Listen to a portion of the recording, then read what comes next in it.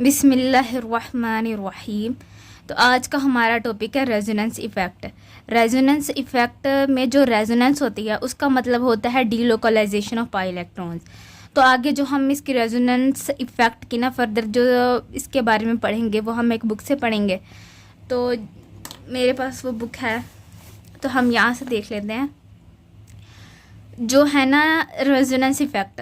उन्होंने बुक में कहा हुआ है कि जो रेजोनेंस इफ़ेक्ट होता है वो the decrease in electron density at one position accompanied by corresponding increase at an other position by movement of pi electrons is called the resonance effect. अब इस डेफिनेशन को हम देख लेते हैं। वो कह रहा है कि ना decrease in electron density at one position, हमारे पास इलेक्ट्रॉन डेंसिटी डिक्रीज होगी at one position. Electron density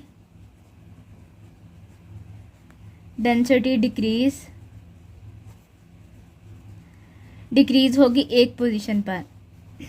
और जब एक साइड पर इलेक्ट्रॉन डेंसिटी डिक्रीज होगी तो उसी तरह से दूसरी साइड पर electron density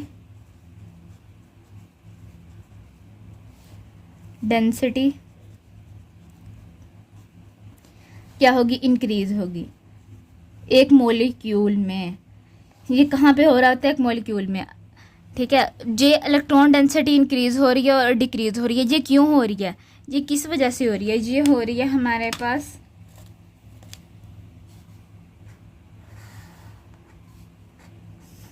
movement of pi electron की वजह से। Movement of pi electrons. ठीक है, जब हमारे पास पाई इलेक्ट्रॉन्स मूव करेंगे तो हमारे पास क्या होगा, इन की मूवमेंट की वजह से एक जगह पर इलेक्ट्रॉन की डेंसिटी इंक्रीज हो जाएगी और दूसरी जगह पर इलेक्ट्रॉन की डेंसिटी डिक्रीज हो जाएगी। तो ये जो सारा इफेक्ट हो रहा है इसको हम कहेंगे रेजोनेंस इफेक्ट। ठीक है, रेजोनेंस का मतलब तो ये होता है ना डीलोकलाइजेशन ऑफ पाई इलेक्ट्रॉन्स। अब हम ये समझ लेते हैं कि डीलोकलाइजेशन ऑफ पाई इलेक्ट्रॉन क्या होता है। डीलोकलाइज मतलब कि अगर कोई भी, जैसे कि एक लड़का है, उसका नाम है अहमद, जब कोई भी ले लिया है ना, मतलब लोकल, हम कहते हैं ना लोकल है। तो अहमद है, वो पहले ना एक सिटी में रहता था, तो वही अहमद जाके दूसरी सिटी में, एक सिटी में रहता है, जैसे कि रहीमियार खान में वो रहता है, तो वही अहमद अब वहाँ से शिफ्ट होके वो आ जाता है इधर लाहौर में, लाहौर से आगे सिटी में अहमद आ जाता है इधर रावलपिंडी में। ठीक है, तो जहाँ ये जो एक जो है ना अहमद, वो ऐसे लोकलाइज्ड हो रहा है, यानी कि वो एक इंसान डिफरेंट सिटी में जा रहा है, तो वो उसकी ना अहमद की शिफ्टिंग हो रही है यहाँ पे। इसी तरह इलेक्ट्रॉन्स भी होता है, इलेक्ट्रॉन्स की भी शिफ्टिंग होती है यहाँ पे। तो जो इलेक्ट्रॉन्स की जो शिफ्टिंग होंगी, यानी कि जो लोकलाइजेशन होगी इलेक्ट्रॉन्स की, तो वो कह रहे हैं कि इलेक्ट्रॉन्स वही डीलोकलाइजेशन, मतलब कि इलेक्ट्रॉन्स की डीलोकलाइजेशन होगी यहाँ पे। और डीलोकलाइजेशन ऑफ पाई इलेक्ट्रॉन्स होगी। अब हमें पता है कि जो एक होता है पाई इलेक्ट्रॉन्स, कौन से होते हैं? पाई इलेक्ट्रॉन्स होते हैं, पाई इलेक्ट्रॉन जो होते हैं ना, उनके जो इलेक्ट्रॉन्स होते हैं, बॉन्ड बना होता है, उसके अंदर दो इलेक्ट्रॉन्स हैं। तो एक पाई इलेक्ट्रॉन है, उसके अंदर पाई बॉन्ड के अंदर जो होते हैं ना इलेक्ट्रॉन्स, वो लूजली हेल्ड होते हैं, मतलब कि फ्रीली मूव कर सकते हैं वो। तो फ्रीली मूव कर सकते हैं, तो इसी वजह से वो जो पाई इलेक्ट्रॉन्स होते हैं ना वो डीलोकलाइज हो जाते हैं, क्योंकि सिग्मा बॉन्ड जो होता है ना, जो उसके अंदर इलेक्ट्रॉन्स होते हैं वो स्ट्रोंगली एक दूसरे के साथ अटैच होते हैं, मतलब कि स्ट्रोंगली हेल्ड होते हैं, उनको वो फ्रीली मूव नहीं कर सकते। लेकिन पाई इलेक्ट्रॉन्स जो ये फ्रीली मूव कर सकते हैं, तो इसी वजह से इनकी क्या हो जाती है, डीलोकलाइजेशन हो जाती है। अब नेक्स्ट हम देख लेते हैं कि यहाँ पे उन्होंने लिखा हुआ है कि ना when a molecule is described bye a set of resonance contributing structure. अगर रेजोनेंस कंट्रीब्यूटिंग स्ट्रक्चर की बात कीजिए तो वो क्या होता है। अब हम एक एग्जांपल देख लेते हैं कि रेजोनेंस कंट्रीब्यूटिंग स्ट्रक्चर में क्या होगा। बेंजीन देख लेते हैं। ठीक है, बेंजीन ऐसे यहाँ पे नहीं होता डबल बॉन्ड, जहाँ पे डबल बॉन्ड एंड यहाँ पे डबल बॉन्ड। ठीक है, बेंजीन।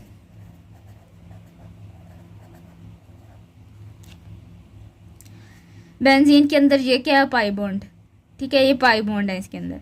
ये जो पाई बॉन्ड है इनके अंदर इनकी शिफ्टिंग हो रही होती है, ये वाला यहाँ पे आ जाता है और फिर ये वाला बॉन्ड यहाँ पे आ जाएगा और ये वाला बॉन्ड यहाँ पे आ जाएगा। कैसे होगा,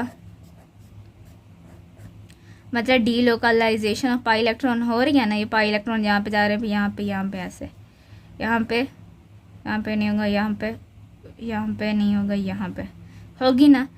तो ये जो हमारे पास ये वाला स्ट्रक्चर बना है और ये वाला स्ट्रक्चर बना है, ठीक है, इससे आगे भी स्ट्रक्चर होते हैं इसके रेजोनेंस में, लेकिन हम देख लेते हैं कि ये जो रेजोनेंस कंट्रीब्यूटिंग स्ट्रक्चर उसकी बात करें, अगर इसका एक्चुअल स्ट्रक्चर देखा जाए बेंजीन का, तो वो ऐसे होता है, मतलब ये जो इलेक्ट्रॉन की शिफ्टिंग हो रही है ना, उसे हम ऐसे डिस्क शेप, मतलब ऐसे कर देते हैं कि यहाँ पर इलेक्ट्रॉन की शिफ्टिंग हो रही है। तो जो एक्चुअल स्ट्रक्चर होता है ना वो इसका बेंजीन का ये है। तो ये जो स्ट्रक्चर है ये दो वाले, इसको हम क्या नाम देंगे कि ये कंट्रीब्यूटिंग, जहाँ पे जो रेजोनेंस हो रही है कंट्रीब्यूटिंग रेजोनेंस स्ट्रक्चर, ठीक है, ये कंट्रीब्यूटिंग रेजोनेंस स्ट्रक्चर है। और इसको हम क्या कहेंगे, जो इन कंट्रीब्यूटिंग रेजोनेंस स्ट्रक्चर्स के से जो हमें एक मिला है ये वाला एक्चुअल स्ट्रक्चर, इसे हम कहेंगे हाइब्रिड स्ट्रक्चर, ठीक है, hybrid structure, hybrid resonating structure. इससे हम ना कोनिकल फॉर्म भी कहते हैं, कोनिकल फॉर्म। ये जो कंट्रीब्यूटिंग रेजोनेटिंग स्ट्रक्चर को हम कोनिकल फॉर्म भी कहते हैं। यहाँ पे कोनिकल फॉर्म का वर्ड भी यूज़ किया हुआ है उन्होंने, ये नीचे ना, जैसे कि हमारे पास ये देखो कोनिकल स्ट्रक्चर, ये आगे इसकी एप्लीकेशंस में उन्होंने यूज़ किया। तो ये मैंने पहले ही बता दिया कि कोनिकल फॉर्म कौन सी होती हैं, ये वाली फॉर्म्स होती हैं जो कि रेजोनेंस कंट्रीब्यूटिंग स्ट्रक्चर में इन्वॉल्व होते हैं ना स्ट्रक्चर, उनको ही कोनिकल फॉर्म कहते हैं। अच्छा, नेक्स्ट अब कोनिकल फॉर्म का भी हम पता चल गया, कंट्रीब्यूटिंग रेजोनेंस स्ट्रक्चर ये होते हैं और हाइब्रिड रेजोनेंस स्ट्रक्चर भी ये होते हैं। और रेजोनेंस का भी पता चल गया कि रेजोनेंस क्या होती है, डीलोकलाइजेशन ऑफ पाई इलेक्ट्रॉन्स, ठीक है। जब हमारे पास एक जो मॉलिक्यूल होगा वो अगर अपनी प्रॉपर्टीज़ को डिस्क्राइब नहीं कर रहा अपने एक मॉलिक्यूल से, तो हमें उस मॉलिक्यूल की प्रॉपर्टीज़ को डिस्क्राइब करने के लिए हमें रेजोनेटिंग स्ट्रक्चर बनाने पड़ते हैं। यानी कि अगर एक कोई भी मॉलिक्यूल है लाइक CO2, ठीक है ना, ये जो है CO2, ये CO2 के एक मॉलिक्यूल है, जो इसका ये जो स्ट्रक्चर है ये अपनी प्रॉपर्टीज़ को डिस्क्राइब नहीं कर पा रहा कि इसमें क्या, इसको देखने से क्या नहीं पता चल रहा कि इसके अंदर क्या क्या प्रॉपर्टीज़ हैं। तो हमें इसके रेजोनेटिंग स्ट्रक्चर बनाने होंगे। तो वो जो रेजोनेटिंग स्ट्रक्चर हम बनाएंगे उसमें से एक उनका रेजोनेटिंग स्ट्रक्चर बना के एक हाइब्रिड निकालेंगे। तो जो हाइब्रिड होगा ना उसमें सारी प्रॉपर्टीज़ होंगी हमारे पास, ठीक है। अच्छा, इसको थोड़ा सा ना सिंपल करके लिखते हैं। कार्बन डबल बॉन्ड C, यहाँ पे लिख लेते हैं H2, ये H तो इसके साथ होगा वो नहीं हम लिखेंगे क्योंकि हम लिख लेंगे Cl। सबसे पहले एक बात ये है कि ये वाला कार्बन और ये वाला कार्बन क्या है, sp2 हाइब्रिडाइज्ड, ठीक है। ये दोनों कार्बन कौन से हैं, sp2 हाइब्रिडाइज्ड। और ये जो क्लोरीन है ये अनहाइब्रिडाइज्ड है,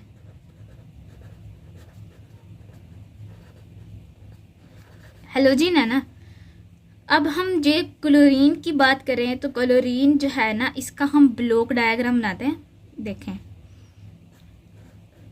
ऐसे, ये वाला 3 ऐसे, यहाँ पे हम बनाएंगे 2s 2p, ठीक है।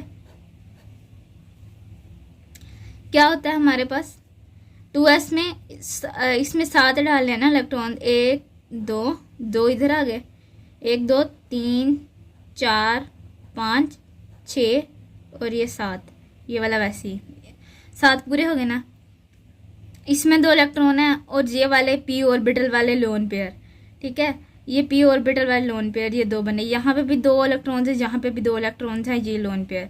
ये देखो यहाँ पे ये 2 ये वाले p ऑर्बिट वाले लोन पेयर, ठीक है।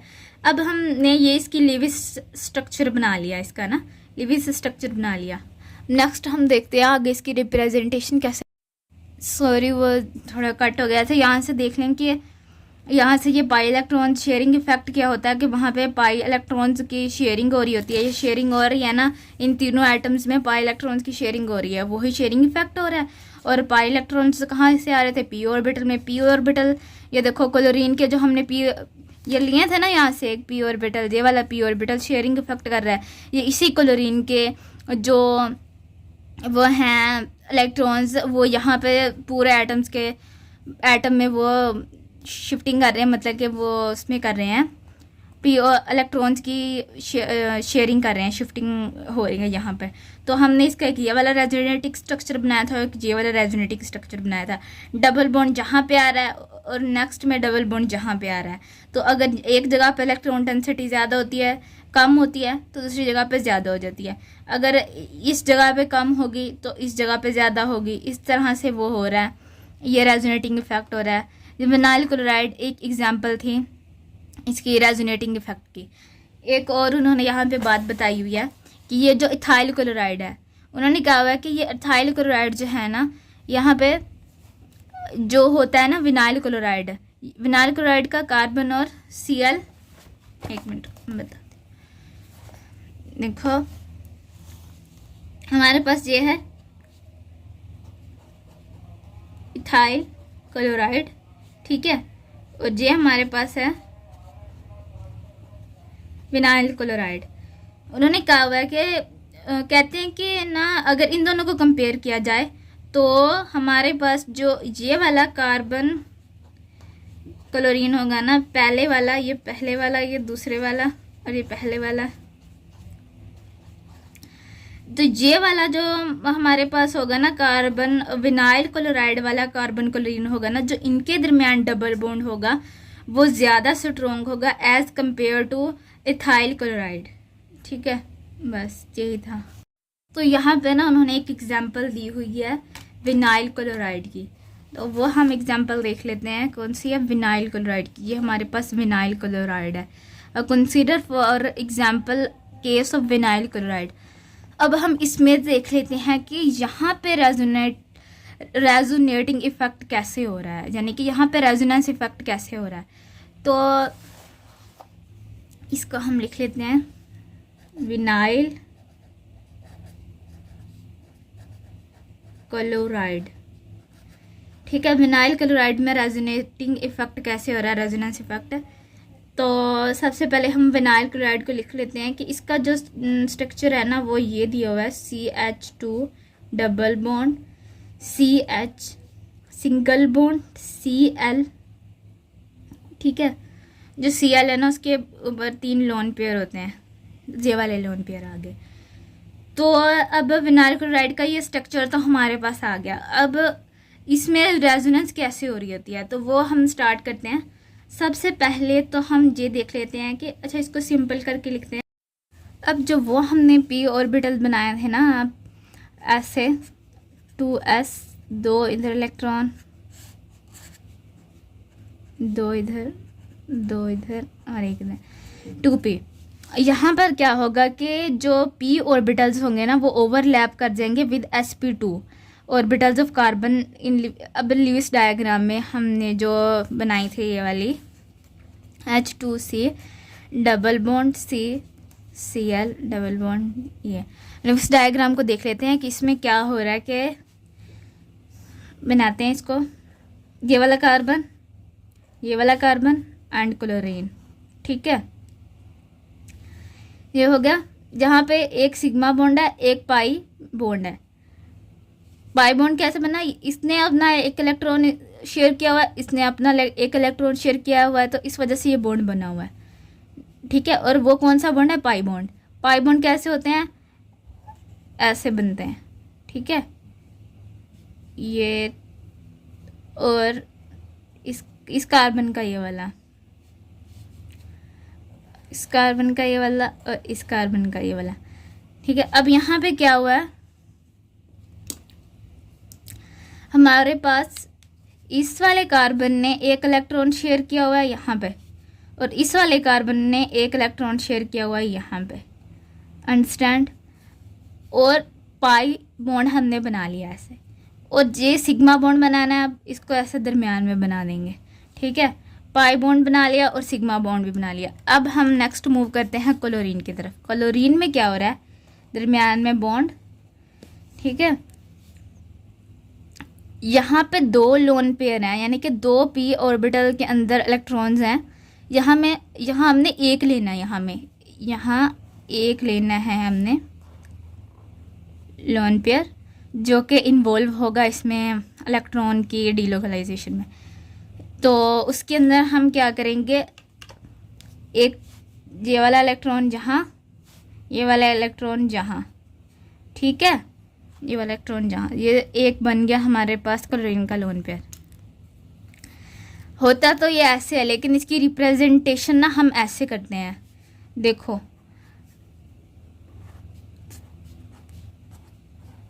बन गया, इसके ऊपर एक, इसके ऊपर एक, इसके ऊपर एक, इसके ऊपर एक, इसके ऊपर। यहाँ पे कितने इलेक्ट्रॉन हैं, 1 2 3 4, 4 इलेक्ट्रॉन्स हैं। एक यहाँ पे आ जाएगा, ये वाला उठा के यहाँ पे, ठीक है, और ऊपर ये वाला और फिर ये वाला। एक्चुअल में ना यहाँ पे हो क्या रहा है कि यहाँ पे जो एडजेसेंट पी ऑर्बिटल्स हैं ना, जो एडजेसेंट पी ऑर्बिटल है, 4 इलेक्ट्रॉन्स, उनके जो ये जो 4 इलेक्ट्रॉन्स है ना, 4 electrons and up with 3 different carbons. It not, यानी कि it not really lateral overlapping with pi bond.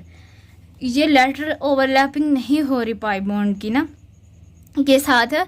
यहाँ पे क्या हो रहा है, इलेक्ट्रॉन जो 4 इलेक्ट्रॉन है ना, 1 2 3 4, ये 4 इलेक्ट्रॉन है, ये यहाँ पर जो ऐसे शेयरिंग कर रहे हैं, ये देखो पूरे इन 3 एटम्स के दरमियान इन 4 इलेक्ट्रॉन्स की शेयरिंग हो रही है।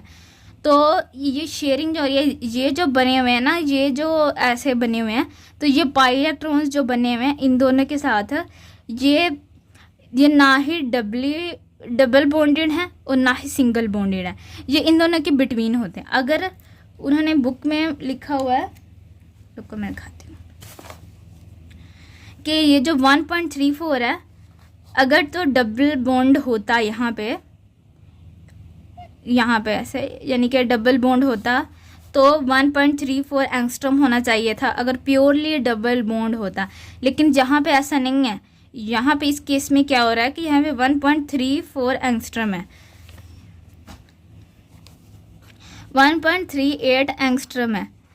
तो ये अगर डबल बॉन्ड होता तो 1.34 होता, ठीक है। तो वो यहाँ पे पता क्या होता है, यहाँ पे ना डबल बॉन्डेड होता है और ना ही सिंगल बॉन्डेड होता है।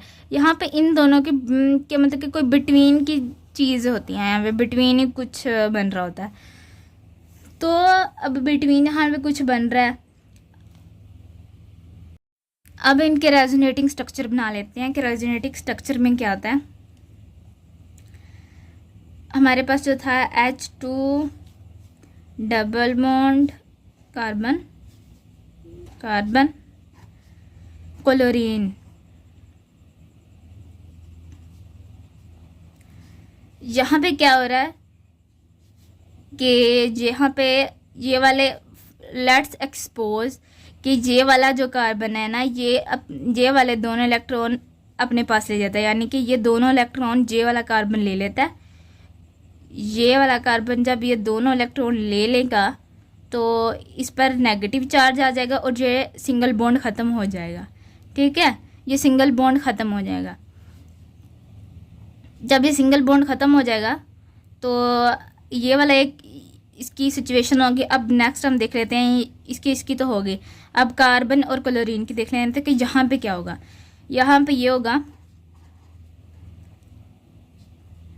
अब ये जो क्लोरीन है इसके पास लोन पेयर है, ये अपने लोन पेयर दे देगा और जहाँ पे बॉन्ड बनाएगा, लोन पेयर दे देगा और जहाँ पे बॉन्ड बनेगा, जब यहाँ पे बॉन्ड बनेगा तो इस पे आ जाएगा नेगेटिव चार्ज, नेगेटिव चार्ज आ जाएगा। और जब बॉन्ड बन जाएगा इस पे नेगेटिव चार्ज आ जाएगा और इसने अपने दिया तो इस पे पॉजिटिव चार्ज आएगा। Cl पे क्या आएगा, पॉजिटिव चार्ज। ठीक है, अब ये वाली चीज़ को उठा के लिख लेते हैं, H2C double bond C and इसके बाद आ जाता है Cl। इसने इसको इलेक्ट्रॉन दिए हैं, ये देख लें, और इस वाले ने लोन इसको दिए हैं, ऐसे बन गया, ये एक रेजोनेटिंग स्ट्रक्चर बन गया। और नेक्स्ट हमारे पास जो है H2C, यहाँ पे क्या हुआ, इसके ऊपर नेगेटिव चार्ज है, यहाँ पे सिंगल बॉन्ड आ जाएगा, यहाँ पे डबल बॉन्ड था इसने इसको दे दिया और यहाँ पे सिंगल बॉन्ड आ जाएगा। देखो अब ये देखो, यहाँ पे पॉजिटिव चार्ज था हमारे पास, यहाँ पे था पॉजिटिव चार्ज, क्योंकि जब इसने इसके इलेक्ट्रॉन ले लिए थे तो इस पे तो पॉजिटिव चार्ज आएगा ना, तो यहाँ पे क्या आ गया, पॉजिटिव चार्ज। तो ये पॉजिटिव चार्ज था और ये वाला पॉजिटिव चार्ज, ये निगेट्स हो जाएंगे दोनों, तो यानी कि ये वाला और ये वाला निगेट्स हो जाएंगे और क्या होगा कि ये न्यूट्रल हो जाएगा, H2C और इसके ऊपर नेगेटिव चार्ज C। और ये डबल बॉन्ड जो था ना, यहाँ पे क्लोरीन था, इसने अपने दे दिए वो लोन पेयर, यहाँ पे पाई इलेक्ट्रॉन्स दे दी यहाँ पे, और यहाँ पे बन गया बॉन्ड और इसके ऊपर आ गया पॉजिटिव चार्ज। ठीक है, पॉजिटिव चार्ज हो गया और ये दूसरा रेजोनेटिंग स्ट्रक्चर बन गया। अब वो कह रहे कि ये जो है ना, ये इनके पास ना बोनीफाइड पाई बॉन्ड नहीं होता, और ये जो इनके दरमियान ये वाली जो चीज़ है ना, ये क्या करती है कि ये इलेक्ट्रॉन डीलोकलाइजेशन को रिप्रेजेंट करती है, यानी कि ये जो इनके दरमियान जो पाई बॉन्ड और सिग्मा बॉन्ड है, इनकी ये जो इलेक्ट्रॉन्स की डीलोकलाइजेशन होती है ना, वो इससे रिप्रेजेंट की जाती है। अब एक बात हमने ये माइंड में रखना है इस स्ट्रक्चर को कि देखो यहाँ पे क्या हो रहा है, यहाँ पे ना सिंगल बॉन्ड बन रहा है, ये देखो ये वाला जो पाई है यहाँ पर है और फिर यहाँ पर है, ठीक है, यहाँ पर है और फिर यहाँ पर है, तो यहाँ पर इलेक्ट्रॉन शेयरिंग इफेक्ट हो रहा है। यहाँ पे क्या हो रहा है, शेयरिंग इफेक्ट, शेयर कर रहे हैं ना, शेयरिंग इफेक्ट, यहाँ पे क्या हो रहा है, शेयरिंग इफेक्ट हो रहा है। तो शेयरिंग इफेक्ट में क्या हो रहा है, यहाँ पे ना ही वो जैसे कि पाई बॉन्ड बनता है, सिंगल बॉन्ड बन रहा है, ना ही सिंगल बॉन्ड बन रहा है, ना ही डबल बॉन्ड बन रहा है। यहाँ पर हो क्या रहा है, यहाँ पर ना पार्शली पाई और ऑर्बिटल, पार्शली पाई बॉन्ड बन रहा है, यानी कि यहाँ पार्शली पाई बॉन्ड बन रहा है, जो कि यहाँ पे तो पार्शली पाई बॉन्ड बन रहा है यहाँ पे, तो इस वजह से ना यहाँ पे वो कह रहे हैं कि रेजोनेंस इफेक्ट होता है जो वो डिफरेंट तरीके से होता है। यहाँ पे रेजोनेंस इफेक्ट जो होता है डिफरेंट तरीके से होता है, और जहाँ पे पाई इलेक्ट्रॉन्स की शेयरिंग होती है, शेयरिंग इफेक्ट हो रहा होता है किसकी, पाई इलेक्ट्रॉन्स कहाँ पे थे, पी ऑर्बिटल्स में। ठीक है,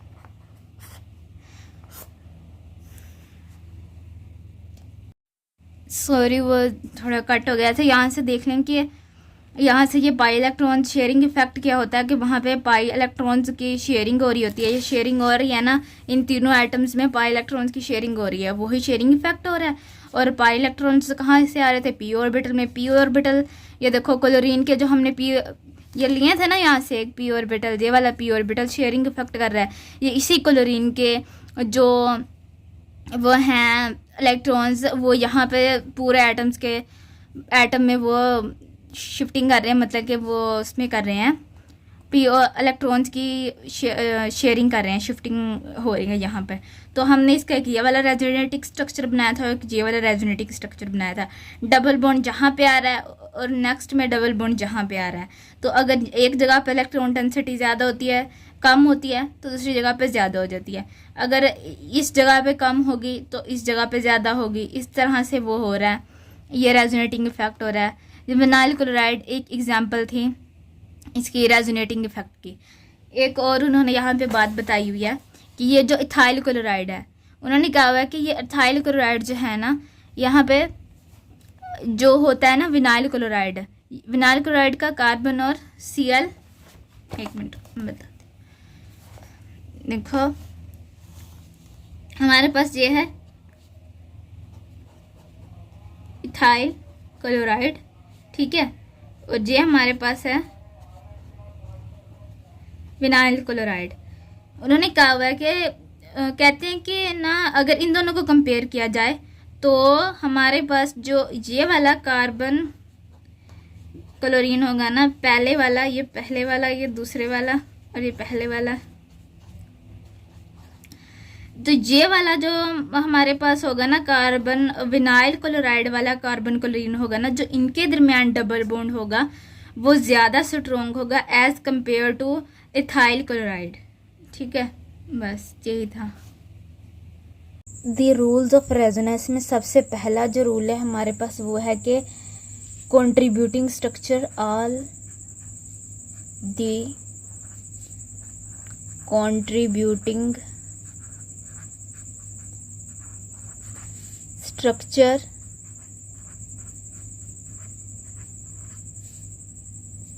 all the contributing structure should be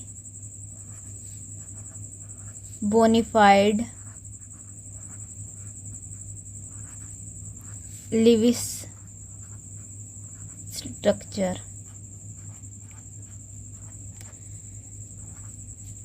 यहाँ पे ये है कि जो तमाम कंट्रीब्यूटिंग स्ट्रक्चर है ना, जब रेजोनेंस होगी तो कंट्रीब्यूटिंग स्ट्रक्चर जो बनते हैं वो ये कह रहे हैं कि जो कंट्रीब्यूटिंग स्ट्रक्चर हैं should be bona fide Lewis structure.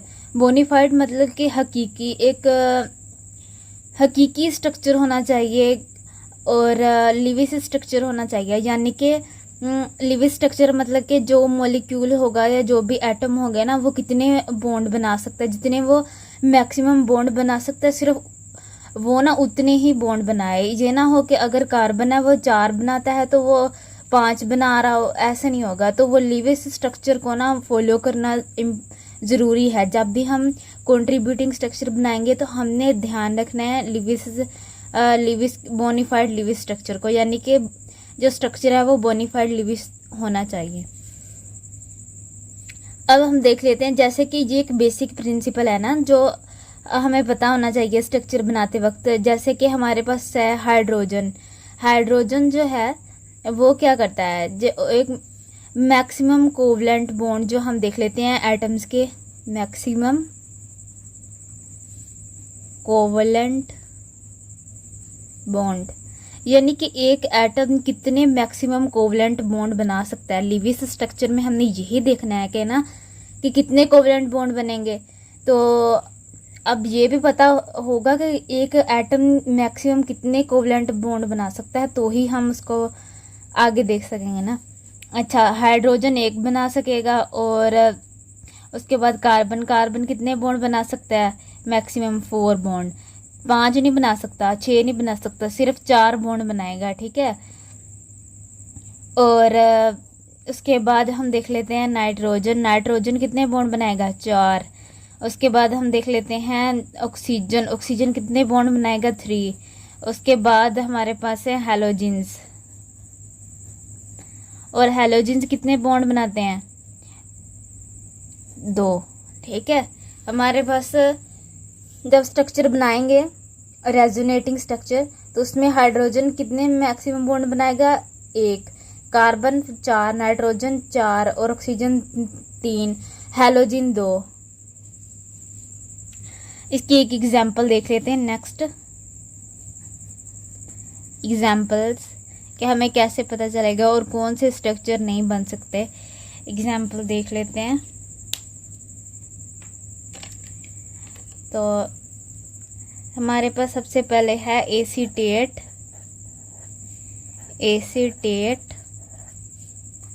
आइन।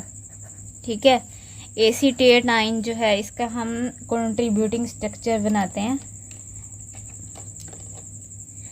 उसमें क्या होगा हमारे पास, पहले तो उसका स्ट्रक्चर बना लेते हैं। CH3C double bond O and O।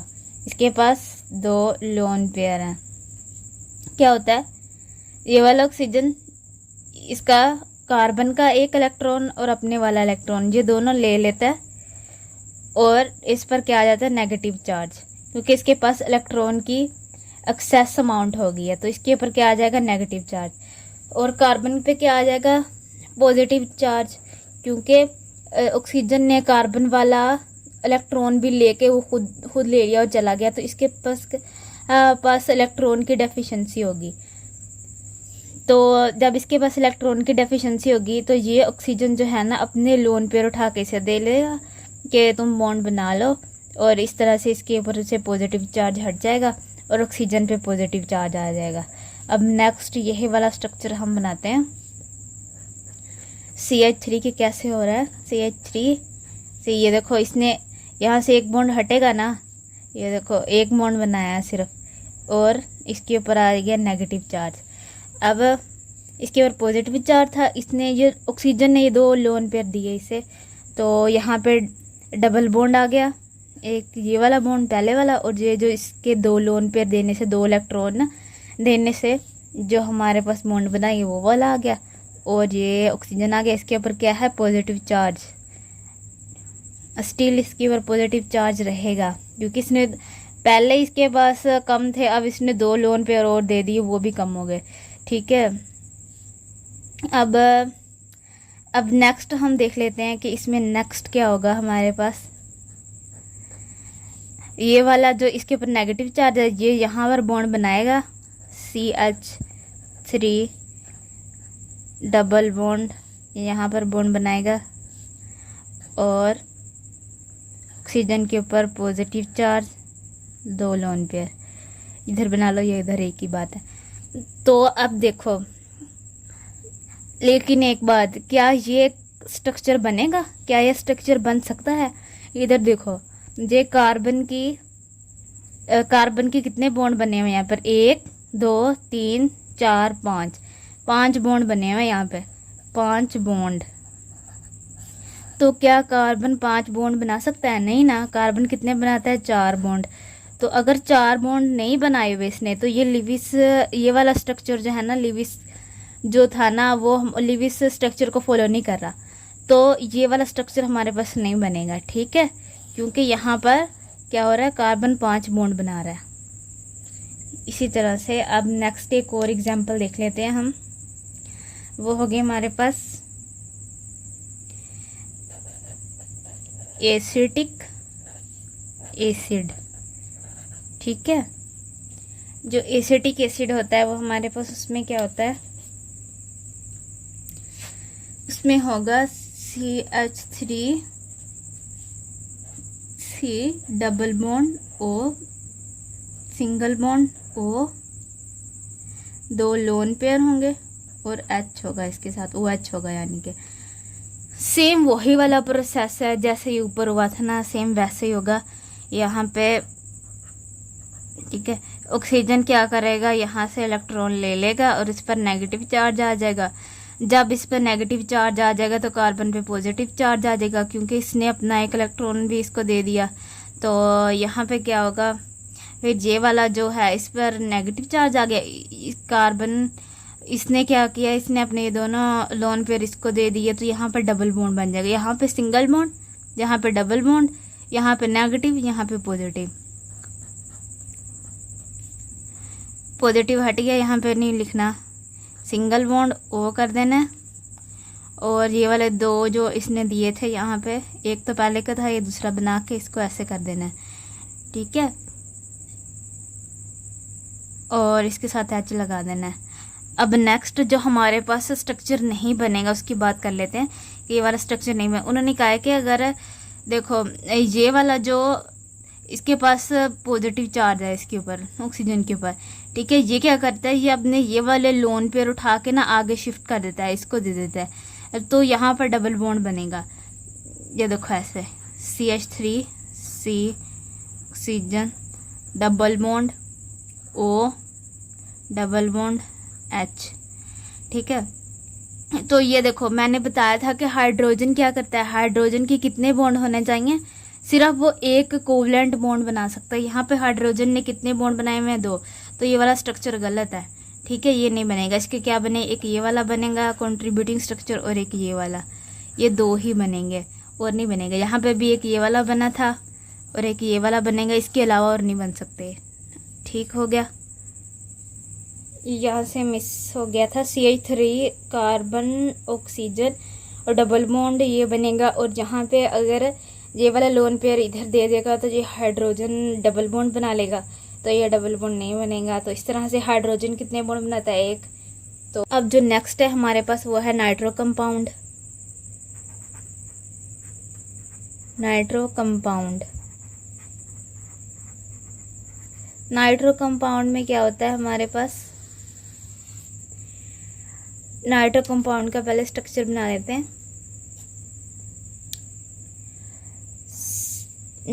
R ले लेते हैं यहाँ पे नाइट्रोजन और यहाँ पे डबल बॉन्ड ऑक्सीजन और यहाँ पे दूसरा ऑक्सीजन, इसके पास भी 2 लोन पेयर हैं, ठीक है। और नेक्स्ट जो होगा यहाँ पे भी वही सेम प्रोसेस, इसको ऐसे बनाते हैं, रुको,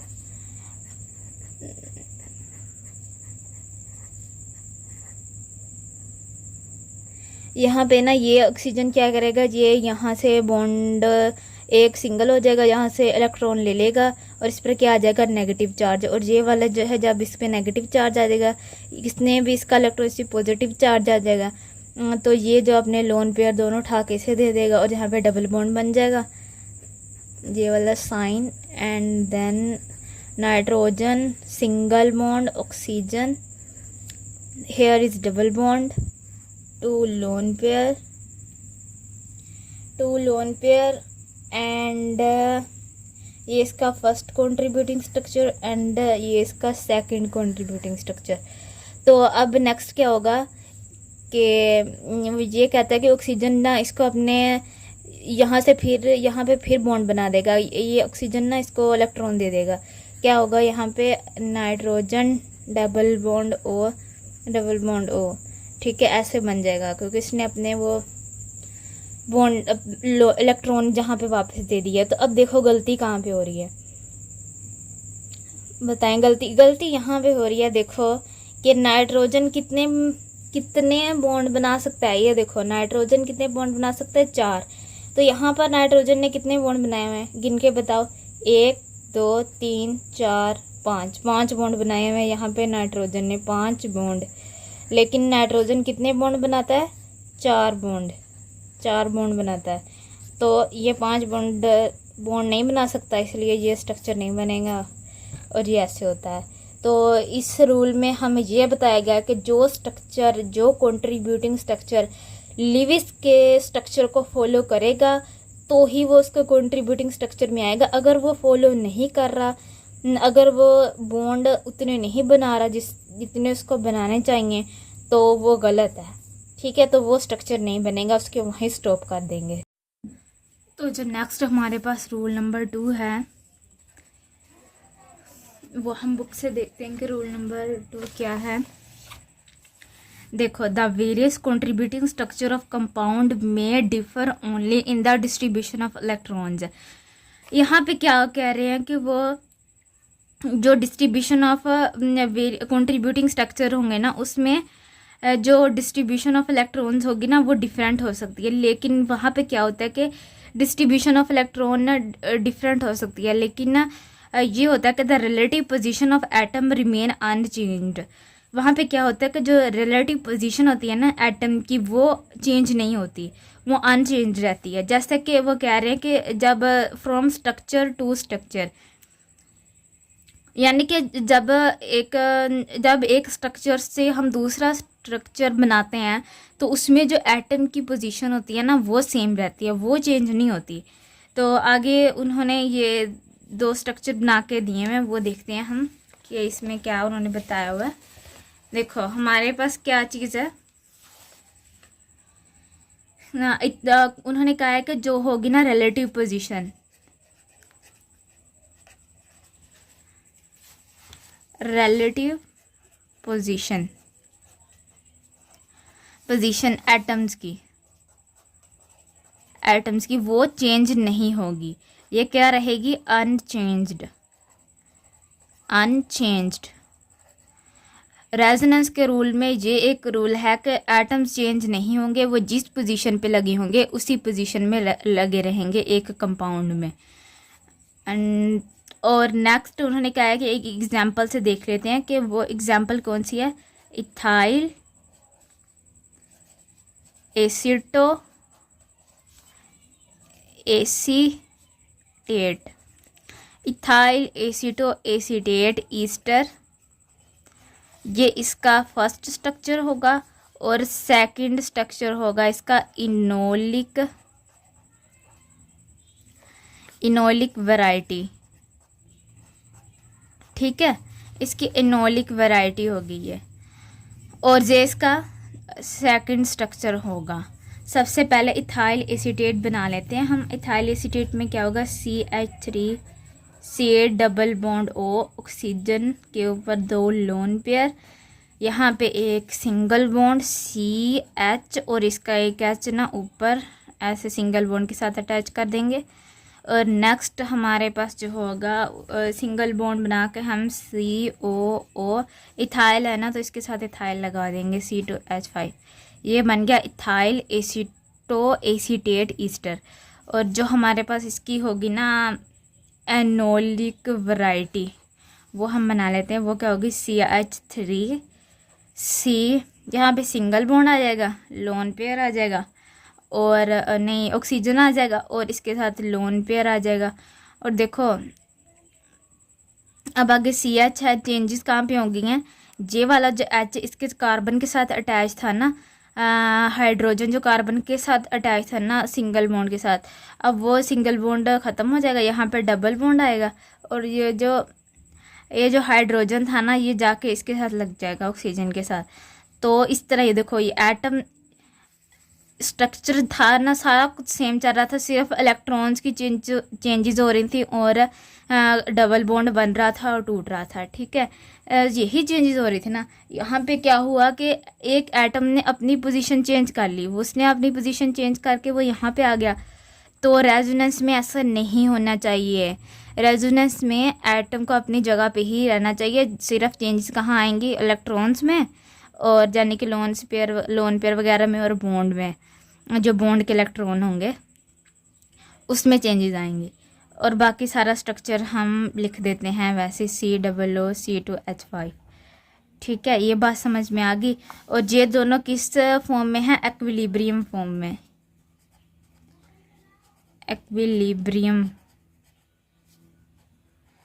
एक्विलिब्रियम फॉर्म में प्रेजेंट है। ठीक है, बिकॉज ऑफ हाइड्रोजन शिफ्टिंग, यानी कि हाइड्रोजन का यहाँ ऑक्सीजन के साथ आने की वजह से ये हमारे पास रेजोनेंस फॉर्म कंट्रीब्यूटिंग स्ट्रक्चर नहीं है। ये नोट आ कॉनिकल फॉर्म्स,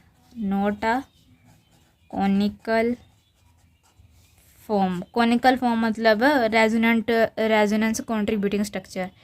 ठीक है, तो अब नेक्स्ट जो हमारे पास रूल है, बस ये रूल यहीं पे ख़त्म हो गया। थर्ड रूल को अब देख लेते हैं कि थर्ड रूल में क्या है। थर्ड रूल में उन्होंने हमें बताया हुआ है जो the number of unpaired electrons should be same for all the contributing structures. जो कह रहे हैं कि number of unpaired electron same होने चाहिए उन सब के लिए जो कि कंट्रीब्यूटिंग स्ट्रक्चर होंगे। अब वो कह रहे हैं कि द वैलिड कॉनिकल फॉर्म, ऐसे कौन से कॉनिकल कंट्रीब्यूटिंग स्ट्रक्चर हैं जो कि वैलिड है, मतलब कि वो सही स्ट्रक्चर है। 1,3 ब्यूटाडाइन का स्ट्रक्चर उन्होंने बनाया हुआ है, आगे उसकी एक्सप्लेनेशन की हुई है। फिर उन्होंने स्ट्रक्चर में बताया कि they have no unpaired electron. ठीक है, और ये देखो इस स्ट्रक्चर में कोई भी अनपेयर्ड इलेक्ट्रॉन बाकी नहीं बच रहा, देखो कहीं भी अनपेयर्ड इलेक्ट्रॉन नहीं है। और अगर इसकी ये वाली फॉर्म देखी जाए पॉजिटिव नेगेटिव वाली, यहाँ पे भी कोई अनपेयर इलेक्ट्रॉन नहीं है। लेकिन सेकंड में उन्होंने कहा हुआ है कि the following structure does not contribute to the molecule 1,3 butadiene as it has the 2 unpaired electron. जहाँ पे 2 अनपेयर्ड इलेक्ट्रॉन है, यहाँ पे एक और अगर वो होता ना लोन, एक और इलेक्ट्रॉन होता तो ये 2 बन जाने थे, ये अनपेयर्ड नहीं होना था। यानी कि इसके पास लोन पेयर था, ये 2 इलेक्ट्रॉन थे तो एक लोन पेयर बन जाना था ना, तो अनपेयर नहीं रहना था। लेकिन अब ये अनपेयर है। तो अब ये देख लेते हैं कि ये जो 1,3 ब्यूटाडाई है ना, इसमें रेजोनेंस कैसे हो रही है। तो CH2 ये क्या है, 1,3 ब्यूटा डाइईन। इसमें क्या देखनी है हमने, रेजोनेंस कैसे हो रही है। यहाँ पे बना लेते हैं CH2, यहाँ पे हमारे पास आएगा double bond CH single bond, and उसके बाद आएगा CH, फिर यहाँ पे डबल बॉन्ड जहाँ पे CH2। अब देखो हुआ क्या है, ये अपने इलेक्ट्रॉन इसको दे देगा, ये वाला ये वाला बॉन्ड ना यहाँ पे चला जाएगा, ठीक है। जहाँ पे चला जाएगा तो ये दोनों, इसका इलेक्ट्रॉन ले लिया ना उसने, इसका भी ले लिया। यहाँ पे 2 इलेक्ट्रॉन थे तो वो आगे शिफ्ट हो गए, यहाँ पे उन्होंने जाकर डबल बॉन्ड बना दिया। तो यहाँ पे क्या आएगा, इसने अपने दिए हैं ना, इसने अपने इलेक्ट्रॉन लूज़ किया है ना, तो यहाँ इसका लॉस हुआ है, तो इसके ऊपर क्या आ जाएगा, पॉजिटिव चार्ज, ठीक है। अब नेक्स्ट में देख लो, नेक्स्ट में क्या होगा कि जो यहाँ पर बॉन्ड बन रहा था ना CH2 single bond CH double bond CH, यहाँ पे क्या होगा, जो यहाँ पे बॉन्ड बन रहा था ना वो आगे शिफ्ट कर जाएगा। यहाँ पे जो बॉन्ड बन रहा था ना, ये वाला यहाँ पे डबल बॉन्ड था और इसने क्या किया, ये वाला सिंगल बॉन्ड इधर चला जाएगा, मतलब कि ये वाला जो डबल बॉन्ड था ना इसके ऊपर चला जाएगा। तो यहाँ पर क्या आ जाएगा, नेगेटिव चार्ज। देखो अगर जहाँ पर बॉन्ड बनाते हैं हम, यहाँ पे भी बॉन्ड बनेगा, यहाँ पे भी डबल बॉन्ड बनेगा, तो देखो इस कार्बन की कितनी वैलेंसी हो जाएंगी। एक ये वाला बॉन्ड अगर आगे शिफ्ट करेगा तो यहाँ पर बॉन्ड बनेगा ना, तो वो ये कह रहे हैं कि देखो इस कार्बन ने 1 2 3 4 और एक हाइड्रोजन के साथ 5 बॉन्ड बनाए हुए हैं। तो ऐसा तो नहीं ना हो सकता, 5 बॉन्ड कैसे बन सकते हैं, तो 5 बॉन्ड कैसे बन सकते हैं। तो उन्होंने कहा है कि ये वाला जो बॉन्ड है ना ये चला जाएगा इधर इसके ऊपर ऐसे, ठीक है। और जब इसके पास चला जाएगा तो यहाँ पे नेगेटिव चार्ज आ जाएगा, वो यही उन्होंने CH plus single bond CH double bond CH single bond CH negative, ठीक है। यहाँ पे कोई अनपेयर इलेक्ट्रॉन नहीं है, अनपेयर इलेक्ट्रॉन नहीं है। अगर तो यहाँ पे अनपेयर इलेक्ट्रॉन आ जाता है तो रेजोनेंस नहीं होगी। तो अनपेयर इलेक्ट्रॉन वाला देख लेते हैं कि जो नेक्स्ट है वो है हमारे पास रूल नंबर 3। रूल नंबर जो 3 में उन्होंने कहा हुआ है कि द रियल मॉलिक्यूल और एक्चुअल मॉलिक्यूल जो होता है हमारे पास, the resonance hybrid is always more stable than any of the conical form. यानी कि जो हमारे पास रियल मॉलिक्यूल है, जो एक्चुअल मॉलिक्यूल होगा, जो एक्चुअल मॉलिक्यूल होगा और जो रेजोनेंस हाइब्रिड होगा इज ऑलवेज, जो रेजोनेंस हाइब्रिड होगा ना वो always more stable than any of the conical form. जो हमने कंट्रीब्यूटिंग स्ट्रक्चर बनाए होंगे ना, जो हमने कोनिकल स्ट्रक्चर्स बनाए होंगे ना, वो जो होंगे ना वो जो उनसे ना वो कम स्टेबल होंगे, और जो रेजोनेंस हाइब्रिड होगा ना वो ज़्यादा स्टेबल होगा। कोनिकल फॉर्म वाले स्ट्रक्चर कम स्टेबल हो गए, रेजोनेंस हाइब्रिड वाला स्ट्रक्चर ज़्यादा स्टेबल होगा। अब उन्होंने इसमें ना हम देख लेते हैं कि हमारे पास रेजोनेंस एनर्जी क्या होती है।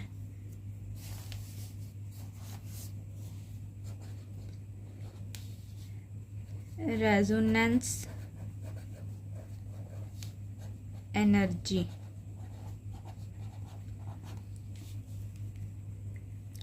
रेजोनेंस एनर्जी के बारे में वो कहते हैं कि जो resonance energy of a compound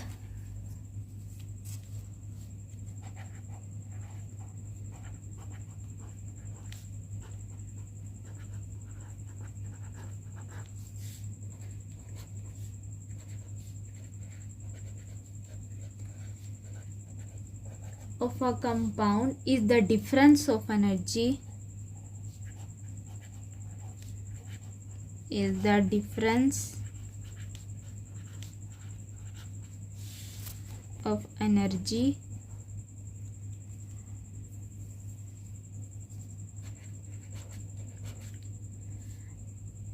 energy between the actual molecule and the most stable conical form between the actual molecule. और नेक्स्ट है हमारे पास कि हमारे पास अब थ्री जो है ना इसमें बॉन्ड होंगे। तो इसके अंदर 3 बॉन्ड, पहले एक था फिर 2 थे, अब 3 वाला आ गया। 3 को हाइड्रोजनेट करने के लिए हमें 3 ये हाइड्रोजन के मोल चाहिए और उससे हम क्या बनाएंगे, साइक्लोहेक्सेन। सब में साइक्लोहेक्सेन ही बनना है। अगर एक लवो पेयर होगा बॉन्ड का तो 1 बॉन्ड होगा, 2 बॉन्ड होंगे, 3 होंगे, तो बनेगा क्या, साइक्लोहेक्सेन। तो इसकी एनर्जी यहाँ पे क्या है, 208 किलो जूल पर मोल। ठीक है, नहीं इसकी यहाँ से इसको कन्वर्ट करने में, इस बेंजीन को यहाँ से कन्वर्ट करने में, यहाँ पे जो साइक्लोहेक्सेन बना, यहाँ पे हमारी एनर्जी कितनी रिलीज हुई है, अब -360 किलो जूल पर मोल। ठीक है, और ये जो साइक्लोहेक्सेन है इसकी एक्चुअल में एनर्जी कितनी है, 208 किलो जूल पर मोल। ये हमारे पास है हाइपोथेटिकल यानी थ्योरेटिकल जो हमारे पास वैल्यू है, तो ये है। और ये वाली क्या है, एक्सपेरिमेंट वैल्यू जो कि इसकी है। इन दोनों को माइनस कर देना है, जो ये आएगा इसके माइनस किया तो 152 किलो जूल पर मोल आया। तो ये जो 152 किलो जूल पर मोल है ये क्या है, रेजोनेंस एनर्जी ऑफ बेंजीन। ठीक है, रेजोनेंस एनर्जी ऑफ बेंजीन। अब ये देख लेते हैं डायग्राम, इसमें भी वही किया बताया हुआ है कि अगर एक ये होगा बॉन्ड तो इसके अंदर 1 मोल लेंगे हाइड्रोजन का, अगर 2 होंगे तो 2 लेंगे, अगर 3 होंगे तो यहाँ पे +3H2 आएगा। तो यहाँ पे इसके 3 हाइड्रोजन के मोल लेंगे। ठीक है, और यहाँ पे एनर्जी इसकी कितनी रिलीज हुई थी, 120। और ये एक्चुअल मॉलिक्यूल है, ये एस्टिमेटेड मॉलिक्यूल है, ये भी एस्टिमेटेड मॉलिक्यूल है, और ये वाला एक्चुअल है। ठीक है, और तो इसकी 240 एनर्जी थी, इसकी 360 एनर्जी थी। अब ये वाला हाइपोथेटिकल मॉलिक्यूल है, और जो हमारे पास इन दोनों के डिफरेंस है, ये देखो 360 - 208, इन दोनों के डिफरेंस से हमारे पास जो एनर्जी आई थी, रेजोनेंस एनर्जी वो कम है ना। देखो जो ये वाला हमारे पास बेंजीन ऐसा होता है ना, बेंजीन की यहाँ पे एनर्जी आ रही है 360, ये हाइपोथेटिकल मॉलिक्यूल है, लेकिन हमारे पास इन दोनों के डिफरेंस से क्या आ रहा है, 152 जो है ना, जो जिस बेंजीन की मतलब कि 152 जो रेजोनेंस एनर्जी आ रही है वो 360, यहाँ पे ये 360 ज़्यादा और 152 कम है। तो इसका मतलब जहाँ पे लेस एनर्जी होगी, ये एनर्जी है ना, तो लेस एनर्जी होगी तो मोर स्टेबल होगा, वो मोर स्टेबल होगा। तो इसी तरह से ये वाला मोर स्टेबल होगा, 152 वाला बेंजीन मोर स्टेबल होगा एज कंपेयर टू 360 वाले से। लेस एनर्जी जब होगी किसी ऐसे हाइब्रिड की, तो यानी कि किसी मॉलिक्यूल की, तो उसके अंदर मोर स्टेबिलिटी होगी। अब हमारे पास ये हमारा रूल नंबर था 4। अब हमारे पास नेक्स्ट जो रूल होगा वो 5, 6 और 7 भी होंगे, वो हम नेक्स्ट वीडियो में देखेंगे। ओके, अल्लाह हाफिज़। नेक्स्ट जो है वो एग्जाम्पल है। एग्जाम्पल में क्या होगा, जो रेजोनेंस एनर्जी ऑफ बेंजीन को देखेंगे। जो रेजोनेंस एनर्जी ऑफ बेंजीन होती है ना, उसमें बेंजीन में स्टेबिलिटी किस वजह से होती है, बेंजीन में स्टेबिलिटी होती है उसके डीलोकलाइजेशन ऑफ पाई इलेक्ट्रॉन्स की वजह से। तो हीट ऑफ हाइड्रोजनेशन जो होगी ना हमारे पास, वो बेंजीन के अंदर जो रेजोनेंस एनर्जी को मेजर करने के लिए हम हीट ऑफ हाइड्रोजनेशन को देखेंगे बेंजीन की। तो हीट ऑफ हाइड्रोजनेशन क्या होता है, हमारे पास एक्सोथर्मिक प्रोसेस होता है, और एक्सोथर्मिक प्रोसेस क्या होता है, रिलीज ऑफ हीट एनर्जी, यानी कि रिलीज होगी यहाँ पे एनर्जी, ठीक है, यहाँ पे एनर्जी रिलीज होगी। सबसे पहले हम देख लेते हैं साइक्लोहेक्सीन को। जो साइक्लोहेक्सीन जो होता है ना, इसमें ना बेंजीन की रिंग होती है और इसमें एक सिंगल पाई बॉन्ड होता है, ठीक है। तो ये बॉन्ड होता है, इसके अंदर एक ही बॉन्ड होगा जो जिसको हाइड्रोजनेट करेगा हाइड्रोजन का 1 मोल, इसको हाइड्रोजनेट कर देगा, ठीक है। इसके लिए हमें 1 मोल चाहिए हाइड्रोजन का, तो ये किस में कन्वर्ट हो गया, ये वाला बॉन्ड ख़त्म हो जाएगा और ये ऐसे साइक्लोहेक्सीन में कन्वर्ट हो जाएगा। और साइक्लोहेक्सीन से साइक्लोहेक्सीन में कन्वर्जन जो हुई है उसके लिए हमें कितनी एनर्जी रिलीज़ हुई है, उसके लिए एनर्जी रिलीज़ हुई है 120 किलो जूल पर मोल। और नेक्स्ट हम लेंगे ये वाला, जैसे हमने यहाँ पे बेंजीन की रिंग ली थी और इसमें 1 बॉन्ड लिया था, यहाँ पे हम बेंजीन की रिंग लेंगे, इसमें 2 बॉन्ड लगाएंगे, ठीक है। और 2 बॉन्ड को हाइड्रोजनेट करने के लिए हम यहाँ पे 2 ही हाइड्रोजन के मोल लेंगे। और जब इसको हमने साइक्लोहेक्सीन में कन्वर्ट कर देना है, इसको भी साइक्लोहेक्सीन में कन्वर्ट किया, इसको भी साइक्लोहेक्सीन में कन्वर्ट करना है। और फिर हम इसके लिए एनर्जी कितनी रिलीज़ हुई थी, 240 किलो जूल पर मोल।